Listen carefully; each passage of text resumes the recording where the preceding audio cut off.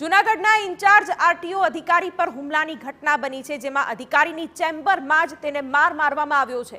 અગમ્ય કારણોસર હુમલાખોરે હુમલો કર્યો હોવાની હાલ તો જાણકારી મળી રહી છે। ત્યારે ઇન્ચાર્જ આરટીઓ અધિકારીની આ તસવીરો પણ જોઈ શકાય છે, જેમાં તેઓ ઇજાગ્રસ્ત હાલતમાં સારવાર હેઠળ છે। અધિકારીની ચેમ્બરમાં જઈને હુમલાખોર હુમલો કરે છે। કયા કારણોસર હુમલો કરવામાં આવ્યો છે તે સવાલ તપાસનો વિષય પણ ચોક્કસથી કહી શકાય, પરંતુ આ રીતે એક અધિકારી પર હુમલાની ઘટનાએ સવાલો અનેક સર્જ્યા છે। રાજેન્દ્ર કુમાર મારા કેબિનમાં આવેલ અને મારો કોલર પકડીને અને મને 2-3 અહીંયા આ બાજુ ઝાપડ મારે અને નીચે પડી ગયેલ। પછી મારા સ્ટાફ, મારા પીઆરઓ સ્ટાફ વીવી વોરા અને અન્ય સ્ટાફ મને બચાવવા આવેલ।